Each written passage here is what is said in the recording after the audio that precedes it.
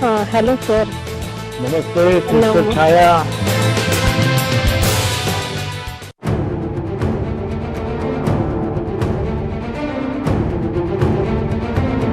शिखर जैसा संकल्प, हिमालय जैसी हिम्मत, कोरोना के खिलाफ जंग, हौसले की उड़ान, महामारी से जंग, योद्धाओं के हौसले के संग। देना पड़ेगा, वो बेचारे वहाँ से आ रहे हैं, उनको साधन नहीं मिल पा रहा है, वो फिर गरीब लोग हैं, काम भी नहीं मिल पा रहा है, उनको सब काम ठप हो गया है। कैसा प्रयास है लखनऊ पुलिस का, मुझे खुशी हुई कि मैं इनके कुछ काम आ सका। ऐसे गरीब असहाय मजदूर लोगों को घर घर जा करके राशन वितरित कर रहे हैं। हम सुरक्षित हैं क्योंकि ये योद्धा सजग हैं।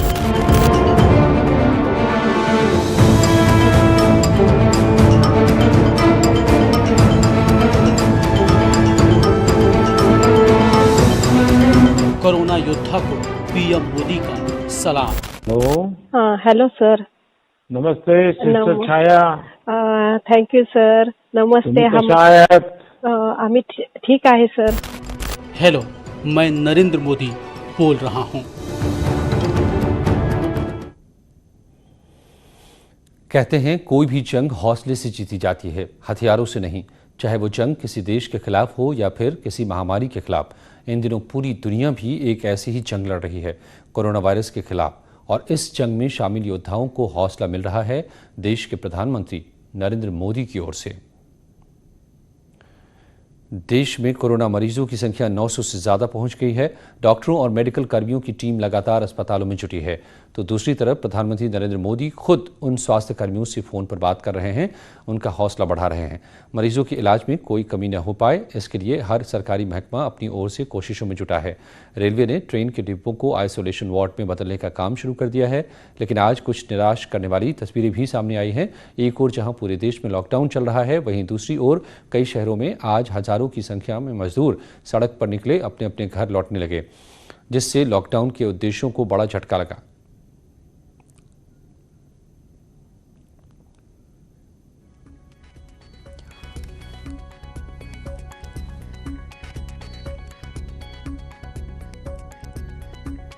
तो ये तस्वीरें आप देख रहे हैं, मरीजों की संख्या 900 के पार चली गई है। और इस हालत में जब कोरोना के ऐसे योद्धा भी सामने आ रहे हैं जो विपरीत परिस्थितियों के बीच लड़ रहे हैं, ऐसे ही लोगों से बात की खुद पीएम मोदी ने। और ट्रेन के डिब्बों में आइसोलेशन वार्ड बनाया जा रहा है और सड़क पर लॉकडाउन बेअसर भी होता दिख रहा है, क्योंकि बड़ी संख्या में मजदूर अपने अपने घरों की ओर चल पड़े हैं। और इससे लॉकडाउन का जो उद्देश्य है, लोगों के बीच के संपर्क को कम करना, दूरी बढ़ाना, वो खत्म होता नजर आ रहा है इन सड़कों पर।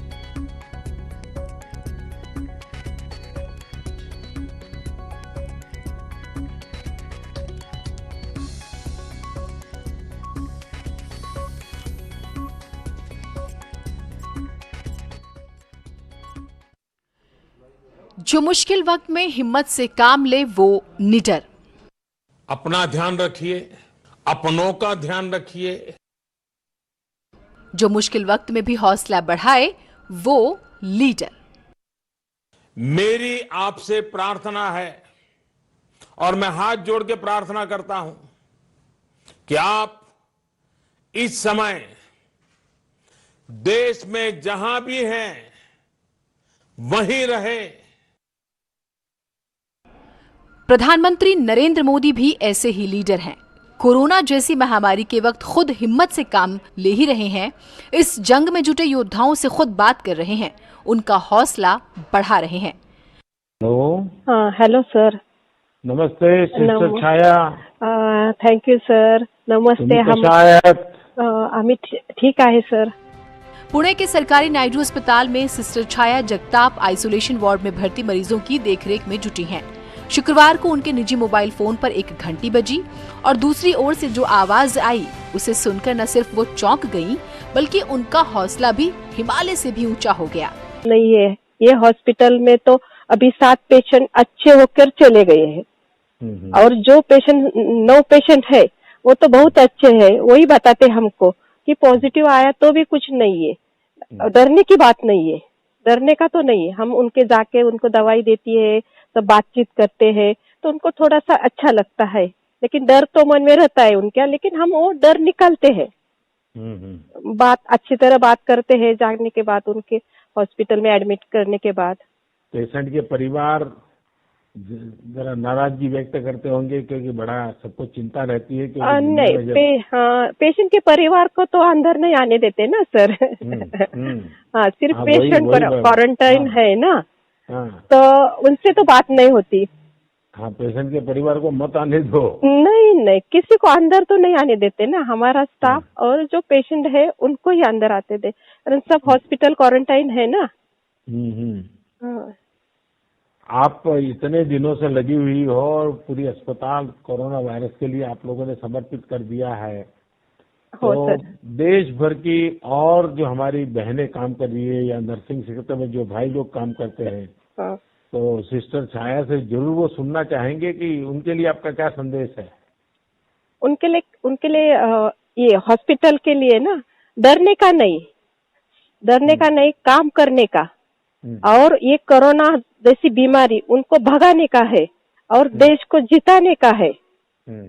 ये ब्रीद वाक्य चाहिए हमारा हॉस्पिटल का। ये चलिए सिस्टर, मेरा आपको बहुत शुभकामनाएं। आप जिस हिम्मत से जुटी हुए हैं, और आपकी तरह देश की लाखों हमारी सिस्टर्स अस्पताल में है, नर्सिंग स्टाफ है, पैरामेडिकल स्टाफ है, डॉक्टर्स हैं, जिस प्रकार से एक तपस्वी की तरह लोगों की सेवा कर रहे हैं, मैं आपका बहुत बहुत अभिनंदन करता हूं और मुझे अच्छा लगा आपके अनुभव सुन करके।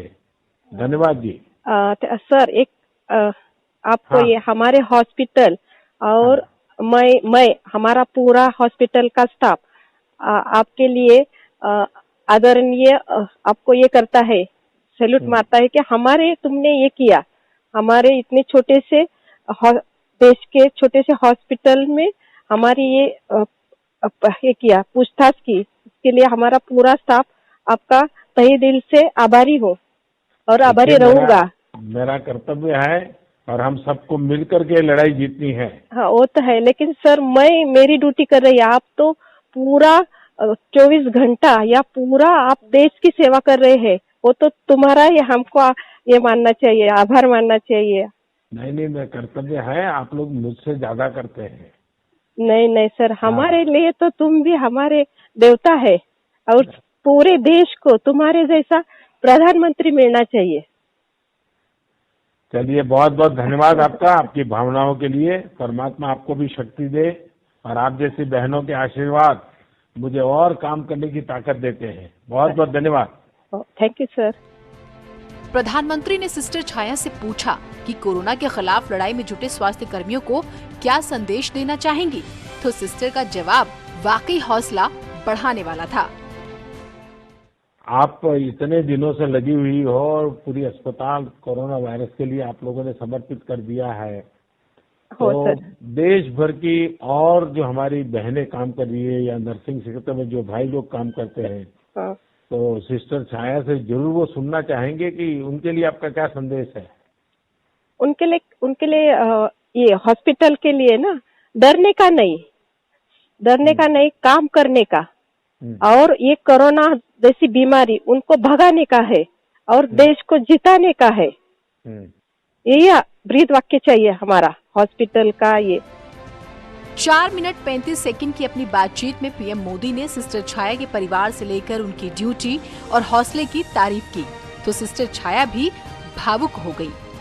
दरअसल प्रधानमंत्री दफ्तर ने गुरुवार को पुणे में कोरोना वायरस के आइसोलेशन वार्ड में काम करने वाली नर्सों और दूसरे स्वास्थ्य कर्मियों की जानकारी मंगाई थी, और उसी जानकारी के आधार पर प्रधानमंत्री ने खुद फोन कर सिस्टर छाया से बात की। कोरोना महामारी के खिलाफ जंग में जुटे स्वास्थ्य कर्मियों को लेकर सरकार पहले से ही बेहद संजीदा है। केंद्र सरकार ने कोरोना योद्धाओं के लिए 50-50 लाख रुपए के बीमा का ऐलान भी किया है। Bureau report, news 18 network.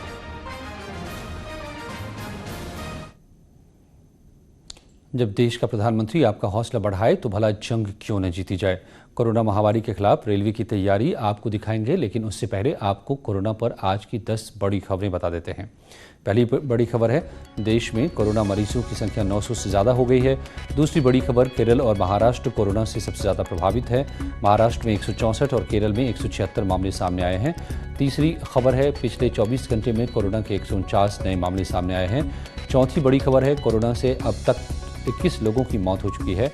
पांचवी बड़ी खबर है, यूपी में कोरोना मरीजों की संख्या 55 तक पहुंच गई है।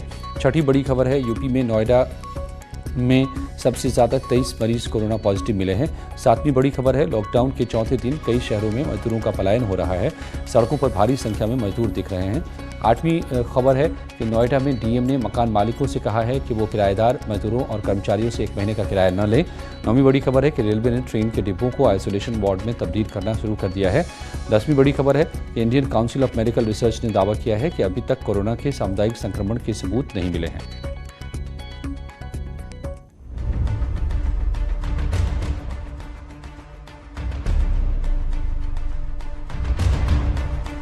कोरोना संकट से निपटने के लिए सरकार पूरी सक्रियता के साथ लगी है। मरीजों के इलाज में संसाधनों की कमी न पड़े, इसके लिए विशेष उपाय किए जा रहे हैं। अस्पतालों में बेड की कमी न हो, इसके लिए भारतीय रेलवे ने ट्रेन के डिब्बों को आइसोलेशन वार्ड में बदल रही है। ट्रेन के डिब्बों में पहला आइसोलेशन वार्ड करीब तैयार हो चुका है। कोरोना से जंग में इस आइसोलेशन वार्ड में वो सारी सुविधाएं मौजूद होंगी जो किसी भी अस्पताल में बने आइसोलेशन वार्ड में होती हैं। डिब्बों के दोनों टॉयलेट को बाथरूम में बदला जा रहा, जिनमें टॉयलेट सीट भी होगी। बाथरूम में हैंड शावर, एक बाल्टी और एक मग होगा ताकि मरीज को कोई परेशानी न हो। कोच के मिडिल बर्थ को हटा दिया गया है और नीचे वाले बर्थ को प्लाईवुड सीट लगा के और चौड़ा बनाया गया है ताकि मरीज को लेटने में ज्यादा जगह मिल सके। हर कंपार्टमेंट में पानी की बोतल रखने के लिए 4 होल्डर लगाए गए हैं और संक्रमण एक मरीज से दूसरे मरीज तक न पहुंचे, इसके लिए कंपार्टमेंट को एयर कंटेंस के जरिए अलग किया गया है। कोच को आइसोलेशन वार्ड में बदलने के बाद भी इसे पूरी तरह सैनिटाइज किया गया है ताकि संक्रमण की कहीं कोई गुंजाइश न रहे और मरीज के इस्तेमाल के बाद भी इसे सैनिटाइज किया जाएगा। रेल की पटरियों पर चलते फिरते इस आइसोलेशन वार्ड को नई दिल्ली रेलवे स्टेशन पर खड़ा है। रेलवे ने हर हफ्ते 10 कोच को आइसोलेशन वार्ड में बदलने का लक्ष्य रखा है ताकि जरूरत पड़ने पर इसे कहीं भी पहुंचाया जा सके। Bureau report, news 18। तो रेलवे की ये कोशिश बेहद कारगर हो सकती है। ट्रेन के डिब्बों में बने इस आइसोलेशन वार्ड का जायजा लिया न्यूज़ 18 संवाददाता प्रियंका कांडपाल ने। कोरोना वायरस से लड़ने के लिए रेलवे ने अपनी तैयारी पूरी कर ली है। इस वक्त हम मौजूद है नई दिल्ली रेलवे स्टेशन में, जहां मैं खड़ी हूं। ये अब बन गया है आइसोलेशन कोच। यहां पर आप बाहर देखेंगे लिखा है कोविड-19 आइसोलेशन कोच। क्या खासियत है इस कोच की, चलिए आपको दिखाते हैं। जैसे ही आप एंट्री करते हैं इस कोच में, इसको कैबिन्स में आप बांट दिया गया है। यहाँ आप देखेंगे सबसे पहले आपको एक बाथरूम और एक टॉयलेट मिल रहा है। बाथरूम में शावर लगे हैं ताकि पेशेंट्स और जो भी तमाम स्टाफ यहाँ रहेगा वो शावर ले सके। ये पहला कैबिन आपको दिखा रही हूँ जो पेशेंट्स के लिए बनाया गया है। इधर से कैबिन दिखा भी देती हूँ। यहाँ आप देखेंगे ये स्लीपर क्लास का नॉर्मल कोच है। तो ये 6 आप देखेंगे कि बेड्स रहते हैं, पर यहाँ पर बीच के मिडिल बर्थ को हटा दिया गया है। ऊपर और नीचे बर्थ है। यहाँ पर पेशेंट लेट सकता है, ऊपर अपना सामान रख सकता है। जैसे कि अभी बताया, तो ये ड्रिप के लिए इस्तेमाल किए जा सकते हैं। दोनों तरफ इस तरीके के होल्डर्स लगे हुए हैं और यहाँ क्योंकि किस तरीके के मेडिकल इक्विपमेंट को अगर लाया जाएगा तो उसके लिए जो क्षमता है उसको भी बढ़ाया गया है। तो ये कोच जो बना हुआ है, आगे हम बात करें तो इसी तरीके की कैबिन्स जो हैं, 7 कैबिन्स यहाँ पर पेशेंट्स के लिए बने हुए हैं। यहाँ सिर्फ पेशेंट्स के लिए ही नहीं बल्कि जो पैरामेडिक स्टाफ है, नर्सेज हैं, डॉक्टर हैं, उन सब के लिए इंतजाम किया गया है। प्रधानमंत्री नरेंद्र मोदी ने एक कश्मीरी छात्र से भी फोन पर बात किया। ये छात्र चीन के वुहान शहर से लौटा है। आपको सुनाते हैं पीएम मोदी और कश्मीरी छात्र की फोन पर बातचीत। हेलो, नमस्कार सर, गुड इवनिंग। निजाम गुड इवनिंग सर, कैसे हैं आप? मैं ठीक हूँ। वुहान में क्या पढ़ते हैं आप? सर मैं मेडिकल पढ़ता हूँ, MBBS। अच्छा अच्छा, तो अभी वायरस का सुनकर के तो एक डॉक्टर को तो बहुत पता चला होगा कि कितना बड़ा भयंकर है। जी सर, बिल्कुल बहुत भयंकर है। तो वुहान में जब ये आपने सुना और आप फंस गए थे तो वो दिन कैसे काटे आपने वहाँ? सर वो उन दिनों तो बहुत टेंशन हुआ सर, फिर उसके बाद थैंक्स टू इंडियन गवर्नमेंट जिनने हमें इवैक्यूएट किया वहाँ से। अब जब यहाँ वापस आए जी सर, तो उसके बाद क्या क्या किया, जरा मैं आपका अनुभव सुनना चाहता हूँ, क्योंकि सर आप तो कश्मीर के रहने वाले हैं जी और सर, घाटी के रहने वाले हैं, तो घाटी में तो ठंड ज्यादा होती है और जब यहाँ आए तो आपको गर्मी में रखा गया होगा, काफी तकलीफ हुई होगी। नो सर कोई तकलीफ नहीं हुई हमें बहुत अच्छे से ट्रीट किया गया वहाँ पे। हर एक फैसिलिटी हमें अच्छे से प्रोवाइड की गई, लाइक फूड वगैरह सब कुछ, मेडिकल फैसिलिटीज, और हमें इंडोर गेम्स भी प्रोवाइड की गई वहाँ पे। आपके साथी भी प्रसन्न थे सारे? यस सर, बहुत सारे प्रसन्न थे। कितने लोग थे आप लोग? सर हम ये कश्मीर से 60 थे। Oh yes sir. लेकिन सब अपने घर में बिल्कुल अभी सलामत है? जी सर बिल्कुल, थैंक्स टू यू। और सबको समझा रहे हैं ना कि भाई सब इस प्रकार से 14 दिन संभाल लें, क्योंकि आपने तो डॉक्टर की पढ़ाई कर रहे हो। जी सर। तो आप अच्छी तरह समझा सकते हो औरों को। जी सर बिल्कुल। हाँ, क्योंकि कश्मीर में अभी जो 1-2 केस हुए हैं तो वो भी चिंता का विषय है। जी सर। जी सर। आप जैसे नौजवान हैं जो इस चीज को जानते हैं, जी सर बिल्कुल, टेलीफोन से लोगों को समझाना चाहिए। जी सर बिल्कुल बिल्कुल। चलिए निजाम, बहुत अच्छा लगा आपसे बात करके।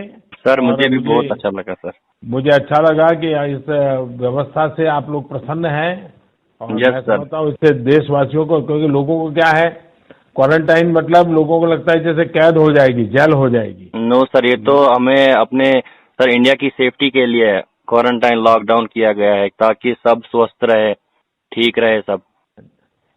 चलिए, बहुत बहुत शुभकामनाएं आपके और आपके पूरे परिवार को भैया। Thank you sir. Thank you sir. Corona virus की जंग से लड़ने के लिए पुलिस 24 घंटे सड़कों पर दिख रही है।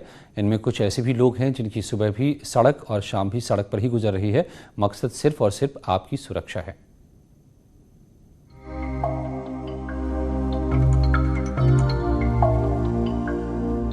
कोरोना वायरस से लड़ने में जनता से अपील करती ये है एसपी सिटी श्वेता चौबे।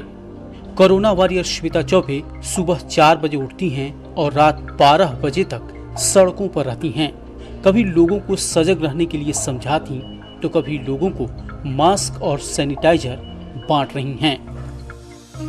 सुबह क्योंकि हमारे यहाँ टाइम शेड्यूल है जिसमें एसेंशियल कमोडिटीज़ की दुकानें खुली रहती हैं, देर रात मंडी भी ऑपरेशनल है, तो उस हिसाब से लोगों को अलग अलग जो उनकी समस्याएं हैं, कंट्रोल रूम भी हमारा ऑपरेशनल है, लोगों के लगातार कॉल्स भी आते रहते हैं जिनको अटेंड करना पड़ता है, तो मैक्सिमम टाइम फील्ड में ही रहते हैं। श्वेता चौबे के पति मणिकांत मिश्रा भी पुलिस अधिकारी हैं। उनके 2 छोटे बच्चे हैं जो मां के दिन भर व्यस्त रहने के चलते घर में अकेले रहने को मजबूर हैं। वहीं जब भी कुछ समय मिलता तो श्वेता चौबे अपने बच्चों से ऑनलाइन बात कर अपनी थकान उतारती हैं और बच्चे भी मां को ऑनलाइन देखकर खुश हो जाते है कि हम समाज के लिए कुछ कर रहे हैं, पब्लिक के लिए कुछ कर रहे हैं और मैक्सिमम टाइम उन लोगों से व्हाट्सएप कॉलिंग के थ्रू जो है वो बात हो जाती है बच्चों से। घरों में रहिए, सुरक्षित रहिए, क्योंकि आपकी सुरक्षा के लिए अपने घरों से सड़कों पर तैनात हैं कोरोना वॉरियर्स, जो आपसे सिर्फ एक ही सहयोग मांगते हैं कि आप घरों में ही रहिए। कैमरा पर्सन अनिल नेगी के साथ मैं सत्येंद्र बर्तवाल, न्यूज़ 18 देहरादून। अभी रुकेंगे एक छोटे से ब्रेक के लिए। ब्रेक के बाद आपको दिखाएंगे टॉप 10 कोरोना हेडलाइंस। और नोएडा में आज 5 और नए कोरोना पॉजिटिव मरीज सामने आए, जिसके बाद प्रशासन में हड़कंप मचा हुआ है। यूपी में लगातार कोरोना के मामले बढ़ते जा रहे हैं। आज 6 नए मामले सामने आए हैं, जिसके बाद कोरोना मरीजों की संख्या बढ़कर 55 हो गई है। उत्तराखंड में आज एक मरीज में कोरोना की पुष्टि हुई है। 21 साल के युवक में कोरोना की पुष्टि हुई है। ये युवक 18 मार्च को दुबई से लौटा था। कोरोना वायरस और लॉकडाउन के बीच भारतीय रेलवे ने एक और बड़ी पहल की है। रेलवे अपने कोचों को आइसोलेशन वार्ड बनाने पर लगा हुआ है। कोरोना के खिलाफ जंग में खुद प्रधानमंत्री नरेंद्र मोदी इन दिनों लोगों का हौसला बढ़ा रहे हैं। इसी कड़ी में पीएम मोदी कोरोना के खिलाफ काम कर रहे एक नर्स से फोन पर बात की। लॉकडाउन के चलते बड़ी संख्या में लोगों के पलायन को देखते हुए सीएम योगी आदित्यनाथ ने लोगों से अपील की है कि लोग जहां हैं वहीं पर रहें। कोरोना लॉकडाउन के बीच उत्तराखंड सरकार बड़ा फैसला ले सकती है। पूरे राज्य में कर्फ्यू तक लगाया जा सकता है। कोरोना वायरस के मद्देनजर देश भर में हुए लॉकडाउन की वजह से उत्तराखंड के निवासी जगह जगह फंसे हैं, जिसके चलते उत्तराखंड सरकार ने एक कंट्रोल रूम बनाया है। कोरोना और लॉकडाउन के बीच नोएडा जिला प्रशासन ने लोगों को बड़ी राहत दी है। डीएम बीएन सिंह ने सभी मकान मालिकों को आदेश किया है कि किराएदारों से 1 महीने का किराया न लिया जाए। नोएडा मंडी समिति अब घर घर सब्जियां बांटेगी। डीएम के आदेश के बाद मंडी समिति ने घर घर सब्जियां पहुंचाने का फैसला किया है, जिसके लिए बाकायदा 490 गाड़ियां सड़कों पर उतारी गई हैं।